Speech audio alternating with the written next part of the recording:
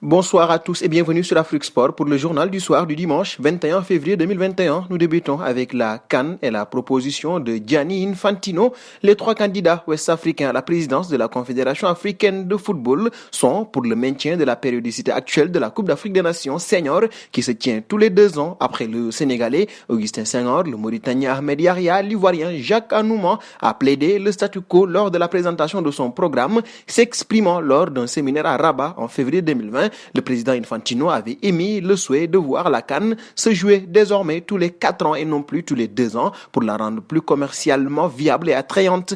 Parlons de la Ligue des champions CAF.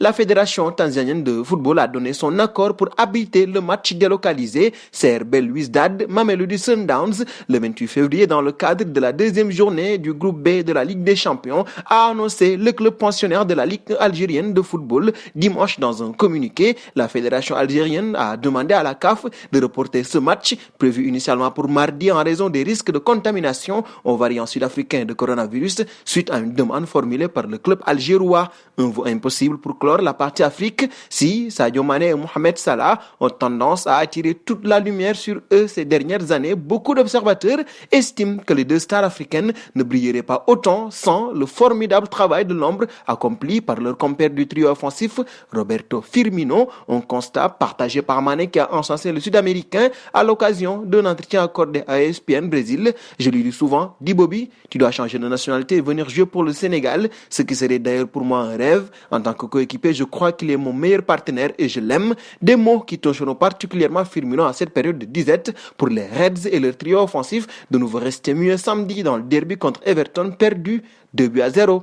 Seconde partie du journal, auprès de Thierry Henry, pressenti en tant que coach de Bournemouth, l'ancien international des Bleus, Thierry Henry n'y posera finalement pas ses valises. Dimanche, le club anglais a annoncé que Jonathan Woodgate assurerait le rôle d'entraîneur jusqu'à la fin de la saison. Le poste avait suscité de nombreuses convoitises, les noms de John Terry, mais aussi des Français Patrick Vieira et surtout Thierry Henry, donnés comme grand favori par la presse et les bookmakers, avaient circulé pour prendre en main l'équipe actuellement 6e et dernière barragiste virtuelle en Championship après 31 journées. Et nous passons au dossier Kylian Mbappé, auteur d'un triplé en 8e de finale aller de la Ligue des Champions mardi au Camp Nou face au FC Barcelone. Kylian Mbappé a épaté la planète football et relancé les rumeurs sur une éventuelle prolongation. Le joueur n'aurait reçu aucune offre pour le moment, qui est engagé avec le club parisien jusqu'en 2022. Selon le journaliste Julien Ménard, les deux parties discutent mais aucune offre n'a été faite. Les discussions se poursuivent entre le PSG et l'entourage de Kylian Mbappé. Échanges cordiaux et réguliers mais aucun accord pour le moment. Contrairement à certaines affirmations,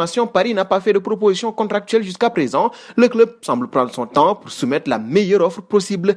Et nous terminerons au PSG d'ailleurs. Malgré son départ de FC Barcelone en 2017, Neymar est resté très proche de son ancien coéquipier Lionel Messi, à tel point que l'international brésilien avait déclaré en décembre dernier qu'il souhaitait de nouveau évoluer aux côtés de la Pulga. S'il venait à quitter le FC Barcelone, le PSG devrait se positionner tout comme Manchester City. En coulisses, Neymar ferait en tout cas tout son possible pour convaincre le club parisien de passer la vitesse supérieure dans ce dossier. Neymar joue déjà en coulisses pour que le transfert de Messi ait lieu, a confié la journaliste Isabella Pagliari au micro d'Europe 1.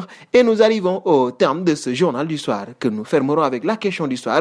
Neymar peut-il amener Messi au PSG? Vos réponses seront attendues en commentaire. En attendant, n'hésitez pas à vous abonner sur Afrique Sport. C'est pour ne rien manquer du football continental et international.